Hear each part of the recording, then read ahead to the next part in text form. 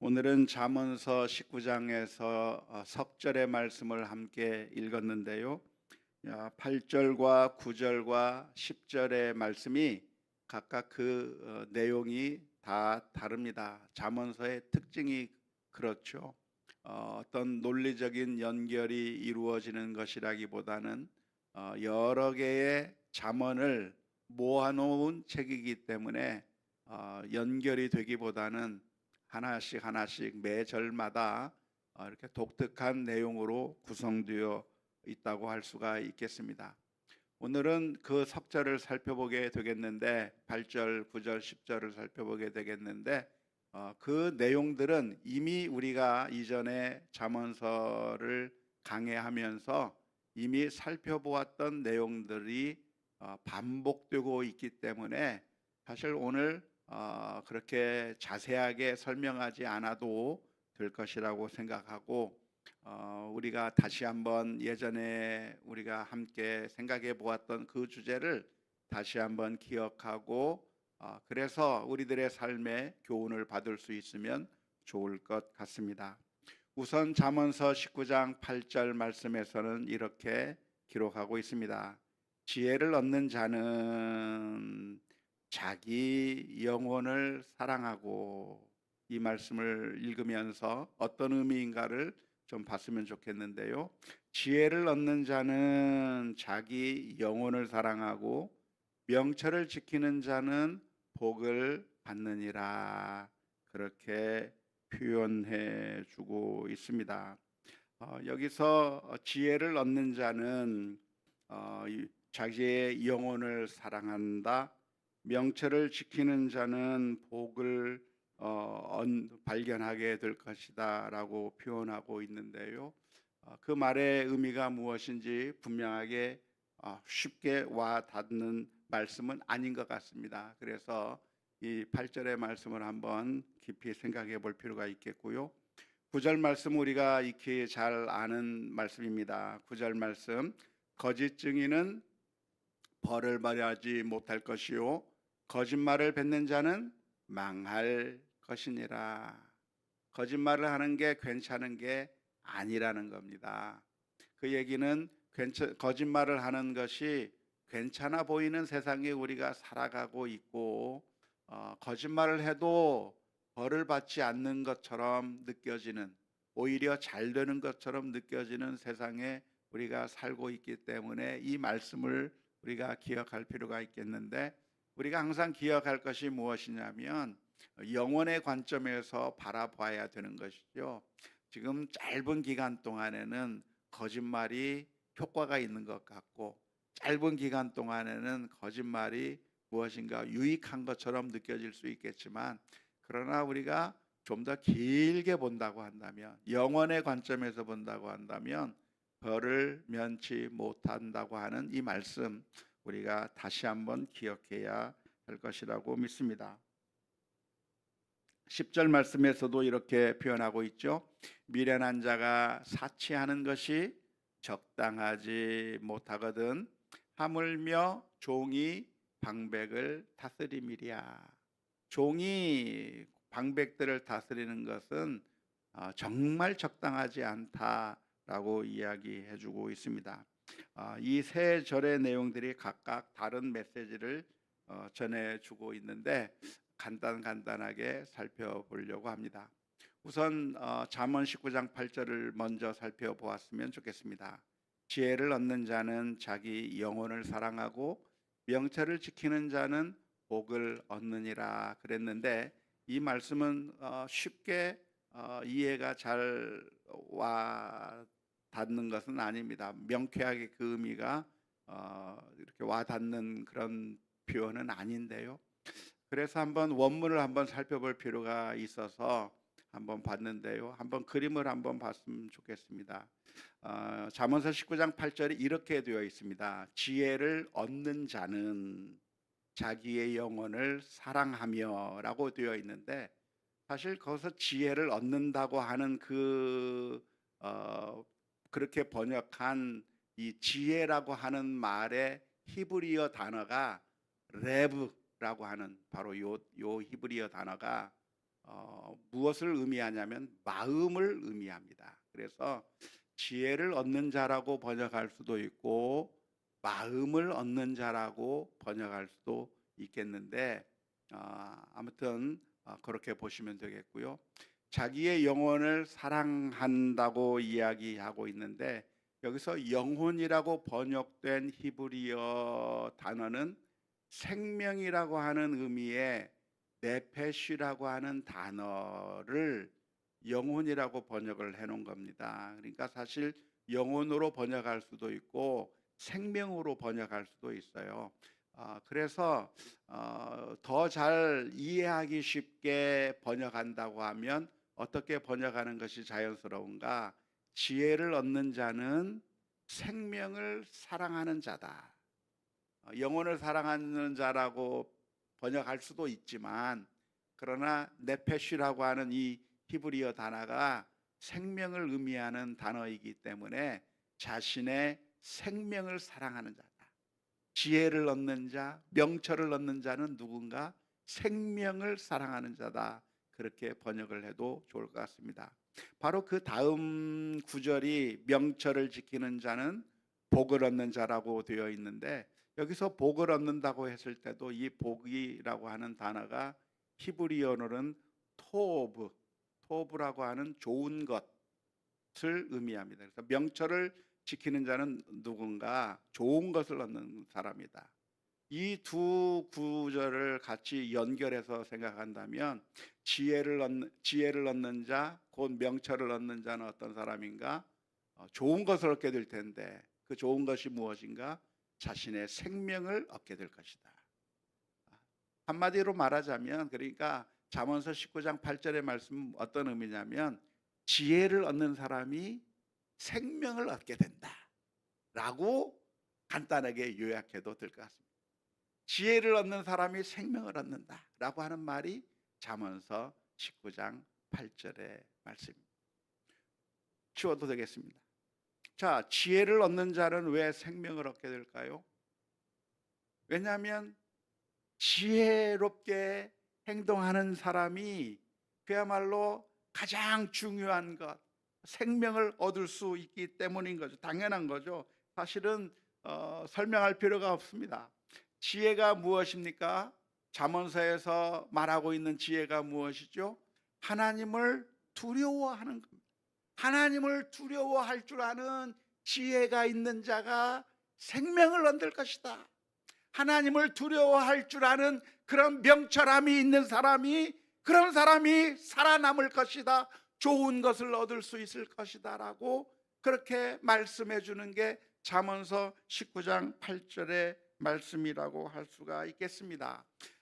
이것을 반대로 생각하면 어떻게 생각할 수 있을까요?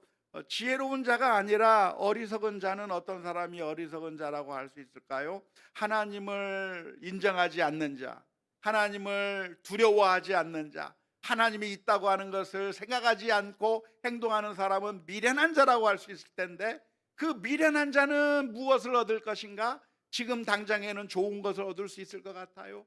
지금 당장에는 돈을 얻을 수 있을 것 같아요. 지금 당장에는 권력을 취할 수 있을 것 같아요. 왜? 하나님을 무시하기 때문에 무슨 수단과 방법을 다 써서라도 때로는 거짓말하거나 모함을 하고 술수를 써가면서 다른 사람을 착취하고 악한 일을 해가면서 자신이 원하는 것들을 막 얻을 수 있기 때문에 그런 사람들은 지금 당장 부귀 영화를 얻을 수도 있겠고 권력을 잡을 수도 있을 겁니다. 하지만 그러나 그 사람들이 정말로 얻게 되는 것이 무엇인가? 토브, 좋은 것을 얻는 것이 아니라 네페시, 생명을 얻는 것이 아니라 어리석은 사람은 결국 무엇을 얻게 됩니까? 망하게 되는 것이죠. 결론은 딱 하나입니다. 잠언서 전체를 통틀어서 들려주시고 있는 교훈이 이것입니다.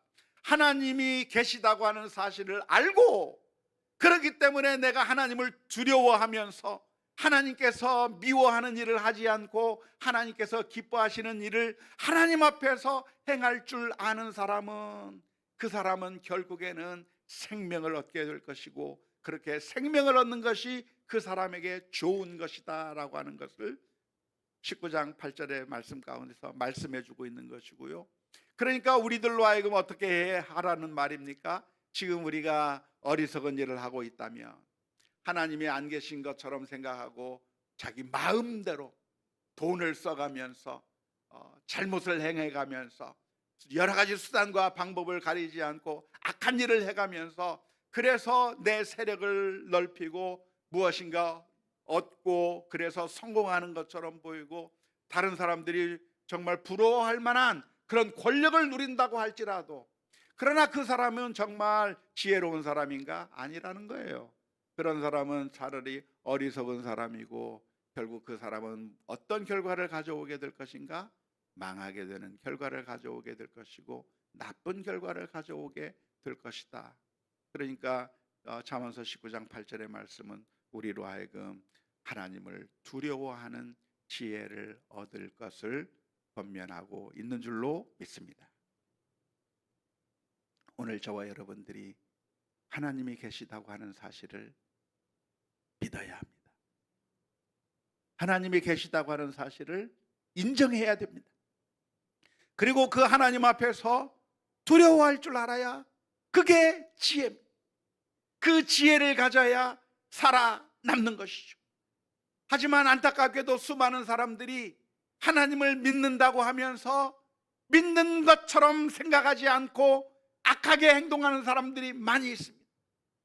돈을 사용하고 권력을 사용하고 사람들을 착취하고 잘못된 일을 하면서 내 목적을 이루면 된다고 생각하면서 아나무인으로 악을 행하면서 이 세상에서 사람들의 인정을 받고 사람들이 박수 쳐주는 것을 받으면서 그렇게 안심하고 있을지 모르지만 그러나 그것이 영원한 것이 아니라 하나님 앞에서 결국 망할 수밖에 없는 것이라고 하는 사실을 기억하면서 오늘 저와 여러분들이 하나님을 두려워하며 그래서 명철과 지혜로 행동하는 우리 모두가 다 될 수 있기를 주님의 이름으로 축원합니다. 잠언서 19장 9절 말씀에서 그렇게 명철하지 못한 사람의 이야기를 하고 있는 겁니다. 잠언서 19장 9절의 말씀입니다. 거짓 증인은 벌을 멸하지 못할 것이요 거짓말을 뱉는 자는 망할 것입니다. 지혜로운 사람은 거짓말을 할까요? 안 할까요? 안 하는 겁니다. 하지만 미련한 자는 거짓말을 하는 겁니다. 거짓말을 하면 위기를 모면할 수 있고 거짓말을 하면 더 많은 이익을 남길 수 있고 거짓말을 하면 내가 원하는 것을 내가 마음대로 얻을 수 있는 단기적인 효과가 있는 것처럼 보이기 때문에 거짓말을 하는 것이죠. 거짓 증언을 하는 것이죠. 사람들이 다 아니라고 하는 것, 거짓말이라고 하는 것을 뻔히 알고 있는데 그 수많은 사람들 앞에서 뻔뻔하게 거짓말을 하는 거예요. 내가 살아남기 위해서 내 목숨을 건지기 위해서 거짓말을 하면서도 뻔뻔한 사람들이 얼마나 많이 있는지 모릅니다. 그런데 그런 사람들이 이 세상에서 어떻게 되는가? 그냥 잘 살아남는 것 같아요. 괜찮은 것 같아요. 거짓말하면 그런 대로 괜찮게 사는 것처럼 보이는 세상이 오늘날 우리가 살고 있는 세상입니다. 하지만 성경은 분명하게 말씀하고 있는 겁니다. 거짓 증언을 하는 사람은 벌을 면하지 못할 것이다. 하나님의 말씀에 따라 살지 아니하고 악을 행하며 거짓말을 하며 사는 사람은 결국에는 하나님의 심판이 있을 거라고 하는 사실을 오늘 저와 여러분들이 기억하고 오늘 또 진실하게 하나님 앞에서 내가 비록 손해가 난다고 할지라도 내가 여러 가지 어려움을 당한다고 할지라도 무엇이 우리들에게 유익입니까? 오히려 진실하고 나의 잘못을 인정하고 회개하는 것이 그게 유익이라고 하는 사실을 분명하게 기억할 수 있기를 주님의 이름으로 축원합니다. 마지막으로 잠언서 19장 10절 말씀에서는 이렇게 표현하고 있습니다. 미련한 자가 사치하는 것이 적당하지 못하거든 하물며 종이 방백을 다스림이랴. 미련한 자가 사치하는 것, 어리석은 자가 성공하는 것처럼 보이는 것이죠. 어리석은 자가 많은 것을 가지고 있는 것, 참된 지혜가 없기 때문에 어리석은 자는 이 세상의 성공으로 자기 자신을 치장하는 겁니다. 세상 사람들은 무엇을 봅니까? 그 사람의 믿음을 보는 것이 아니라, 세상 사람들은 그 사람의 진실함을 보는 것이 아니라 그 사람이 가지고 있는 여러 가지 사치한 것, 많은 부귀 영화를 가지고 있는 것, 그런 것을 보면서 박수를 치기 때문에 미련한 자가 자기 자신을 꾸미기 위해서 온갖 것으로 사치하는 것이죠. 그것이 마치 무엇과 같은가? 종이 방백을 다스리는 것과 같이 된다는 것이죠. 어리석은 사람이고 종인데, 그런데 성공을 해서 많은 사람들을 다스리고, 그래서 이 세상 사람들이 볼 때는 저 사람은 뭔가 성공한 사람이라고 보여지는 것처럼, 그렇게 행동하는 것처럼 보이는데, 사실은 그것이 제대로 된 것인가, 옳은 것인가, 하나님께서 인정하실 만한 것인가 라고 질문을 던졌을 때 결코 그렇지 않다고 하는 사실을 우리가 기억해야 될 줄로 믿습니다. 오늘 우리들이 이 세상의 성공이나 가지고 있는 것이나 이런 것에 우리들의 마음이 빼앗기지 않았으면 좋겠어요. 사람들이 자기 자신을 드러내려고 하는 것이 무엇입니까? 돈으로 자기 자신을 드러내려고 하는 것이죠. 성공으로 자기 자신을 드러내려고 하고, 자신이 무엇인가 다른 사람보다 빼어난 점을 가지고 자랑하려고 하고 있는데, 하나님의 관점에서는 그것을 보는 것이 아니라 그 많은 것을 가지고 있어도 하나님을 인정하지 못하고 어리석은 사람이 그러한 모든 것을 가지고 있다고 한다면 하나님께서 보실 때 그것은 옳지 않다, 하나님께서 전혀 인정할 수 없는 것이다라고 말씀해 주신다는 것입니다. 따라서 오늘 저와 여러분들이 이 세상에 성공이나 물질이 많은 것이나 그런 것들에 우리들의 시각이 빼앗길 것이 아니라, 과연 내가 하나님 앞에 바로 서 있는가? 저 사람이 하나님 앞에 진실로 신실한 사람인가? 정말 하나님 앞에 서서 하나님을 두려워하는 그런 믿음이 있는 사람인가를 바라볼 수 있는 우리 모두가 되어야 될 줄로 믿습니다. 왜 이런 말씀을 해주십니까? 왜냐하면 이 세상에서 우리가 사치를 누리는 것이, 그리고 수많은 사람들을 다스리고 높은 위치에 올라간다고 하는 것이 결코 우리들에게 도움이 되지 않기 때문에 그런 것입니다. 예수님께서 해주신 비유의 말씀 가운데 어리석은 부자의 비유가 있습니다. 그 어리석은 부자는 추수 때에 많은 것을 수확한 다음에 그 마음에 말하기를, 이제는 내가 많이 쟁여놓고 이제는 내 영혼아 편히 먹고 쉬고 즐기자, 그렇게 이야기했을 때 예수님께서 그 사람을 향해서 말씀해 주고 있는 겁니다. 어리석은 사람아, 오늘 밤에 하나님께서 내 목숨을 뺏어가면, 찾아가시면 네가 쌓은 그 모든 것이 누구의 것이 되겠는가?